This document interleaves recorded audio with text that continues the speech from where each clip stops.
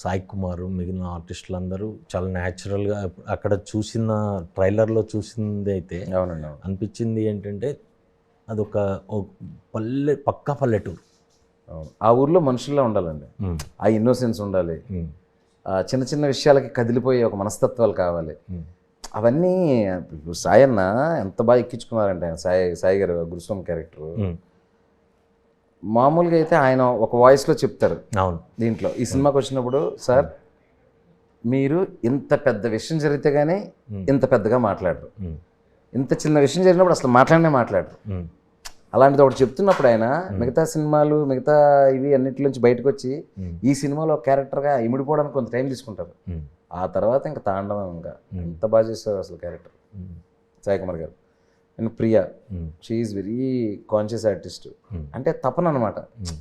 ఇప్పుడు director okay అన్నాడు, ఏం ప్రాబ్లం లేదు, పైన ఎండ విపరీతంగా ఉంది, క్లోజ్ పెట్టి తీసాను, ఒకటికి 10 సార్లు చూసుకుంటుంది, శివ నువ్వు హ్యాపీనా, ఇంకో క్లోజ్ చేస్తా అని కన్విక్షన్. కథ బాగా రావాలి, కథ బాగా చెప్పాలి, మనం ఇంకా పోటీ చేయాలి, ఈ సినిమాలో నా పేరు బాగా రావాలనే ఒక ఇది ఉండాలండి.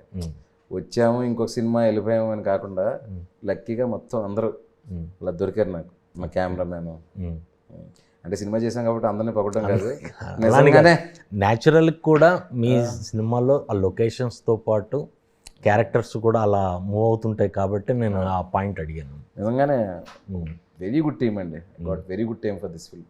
ఆయన ఈ సినిమా నా కోసం ఆడాలనుకుంటున్నా, వీళ్ళందరూ ఎఫర్ట్స్ కూడా ఉన్నాయి అందులోనే, అందరికీ సూపర్గా వర్కౌట్ అవ్వాలని అయితే గట్టిగా ఉంది. చాలా మంచి పేరు వస్తుంది ఈ సినిమాకి. ఓకే, కొంతమందికి అవార్డ్స్ కూడా వస్తాయి అనుకుంటున్నాను. Okay okay. అంటే ప్రజెంట్ ఈ లవ్ ఎమోషన్స్తో నుంచి ఈ సేఫ్ జోన్ నుంచి పక్కకి వెళ్ళినట్టే అనుకోవచ్చా? ఏం పక్కకి వెళ్ళండి, అదే ఎమోషన్, అదే ఎమోషన్ లేకుండా సినిమా అయితే తీయలేం. అంటే ఈ యాక్షన్ జోన్లోకి వచ్చారు కదా, మళ్ళీ నెక్స్ట్ అలాంటివి ఏమన్నా ఎక్స్పెక్ట్ చేసే అవకాశం ఏమైనా ఉందా? ఇది యాక్షన్ ఫిల్మ్ కాదండి. యాక్షన్ అనేది ఇప్పుడు మధ్యలో కూడా యాక్షన్ బ్లాక్లు ఉంటాయి. యాక్షన్ అనేది ఎమోషన్లో కలిసిపోద్ది మీకు. ఇందులో ఉండే ప్రతి యాక్షన్ సీక్వెన్స్కి ఒక కాజ్ ఉంటుంది, ఒక పెయిన్ ఉంటుంది, దాని వెనకతలో ఒక బలమైన ఎమోషన్ రీజన్ ఉంటుంది. సో మీకు ఫైట్ గుర్తుండదు, ఫైట్ ముందుది వెనకదే గుర్తుంటుంది మీకు. అది అలా కనెక్షన్ చేసేసారు జనాన్ని. ఏంటి అలా ఆడియన్స్ని మైమరిపించేస్తారా? నేను ఒకటి నమ్ముతానండి, నాకు ఒకటి వచ్చు, అది బలంగా గట్టిగా చేయడానికి ట్రై చేస్తాను, అది ఆడియన్స్ నచ్చినప్పుడు హ్యాపీ ఫీల్ అవుతాను.